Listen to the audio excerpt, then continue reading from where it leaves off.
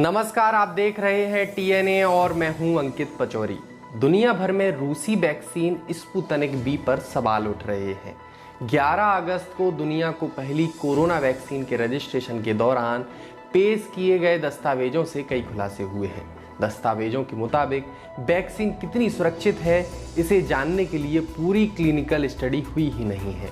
Daily mail की खबर के मुताबिक ट्रायल के नाम पर 42 दिन में मात्र 38 वॉलंटियर्स को वैक्सीन की डोज दी गई। ट्रायल के तीसरे चरण पर भी कोई जानकारी सामने नहीं आई। रूसी की सरकार का दावा था कि वैक्सीन के कोई साइड इफेक्ट नहीं दिखे, जबकि दस्तावेज बताते हैं कि 38 वॉलंटियर्स में से 144 तरह के साइड इफेक्ट देखे गए हैं। ट्रायल के 42वें दिन भी 38 में से 31 वॉलंटियर्स इन साइड इफेक्ट से जूझते दिखे। वॉलंटियर्स को डोज लेने के बाद कई तरह की दिक्कतें हुई। पिछले कई दिनों से WHO भी इस वैक्सीन पर सवाल उठा रहा है। WHO का कहना है कि रूस के वैक्सीन बनाने के लिए तय दिशा निर्देशों का पालन नहीं किया गया। ऐसे में इस वैक्सीन की सफलता पर भरोसा करना मुश्किल है।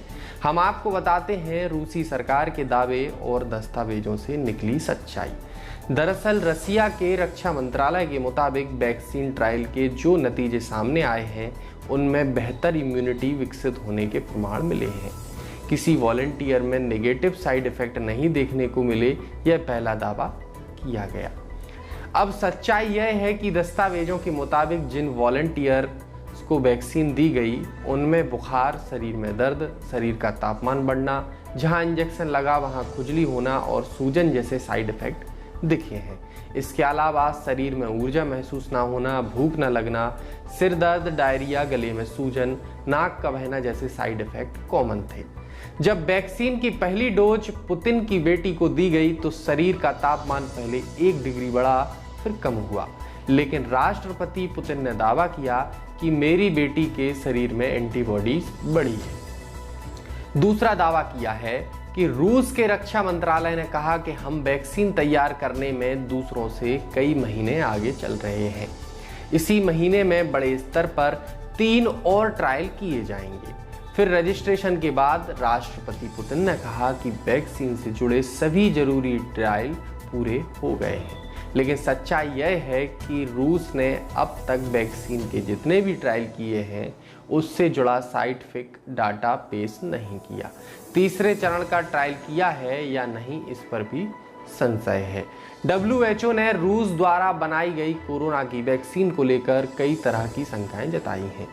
संगठन के प्रवक्ता क्रिस्टियन लिंडमियर ने प्रेस ब्रीफिंग के दौरान कहा कि अगर किसी वैक्सीन का तीसरे चरण का ट्रायल किए बगैर ही उसके उत्पादन के लिए लाइसेंस जारी कर दिया जाता है, तो इसे खतरनाक मानना ही पड़ेगा। दस्तावेज भी कहते हैं जो भी ट्रायल हुए हैं वो मात्र 42 दिन के अंदर पूरे हो गए।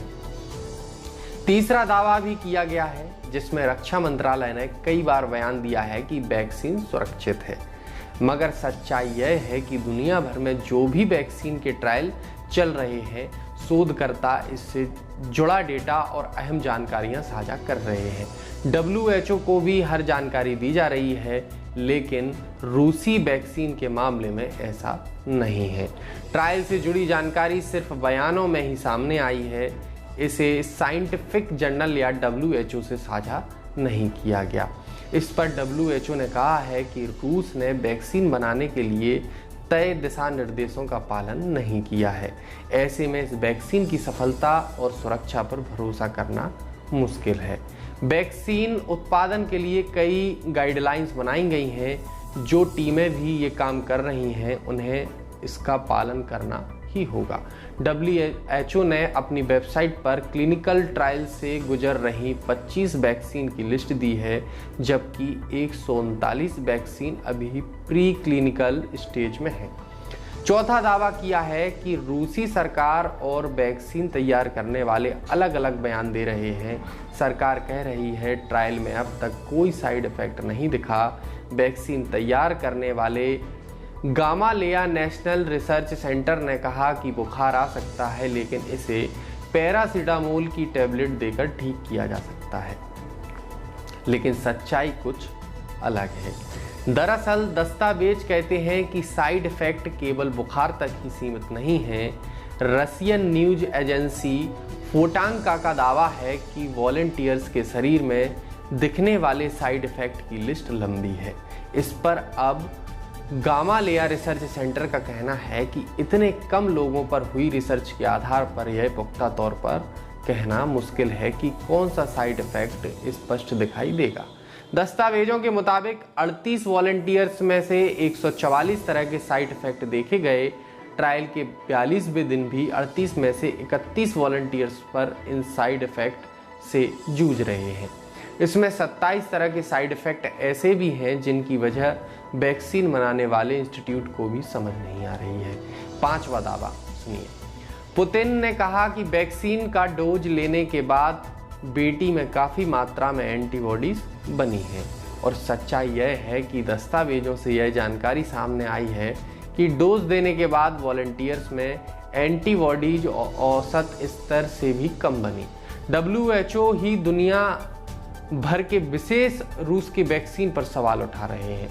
यूनिवर्सिटी कॉलेज लंदन के प्रोफेसर फ्रांसुआ बेलक्स कहते हैं कि रसिया का ऐसा करना शर्मनाक है। यह बेहद घटिया फैसला है। ट्रायल की गाइडलाइन को नज़रअंदाज करके वैक्सीन को बड़े स्तर पर लोगों को देना गलत है। इंसान की सेहत पर इसका गलत प्रभाव पड़ेगा। वहीं जर्मनी के स्वास्थ्य मंत्री जेन्स स्पान के मुताबिक रसियन वैक्सीन की पर्याप्त जांच नहीं की गई। इसे लोगों को देना खतरनाक साबित हो सकता है। वैक्सीन सबसे पहले बने, इससे ज़्यादा जरूरी है यह सुरक्षित हो। यदि आप यह वीडियो फेसबुक पर देख रहे हैं तो हमारा फेसबुक पेज लाइक करें। यदि यूट्यूब पर देख रहे हैं तो हमारा चैनल सब्सक्राइब करें। आपको यह वीडियो कैसा लगा कमेंट के जरिए हमें ज़रूर बताएं।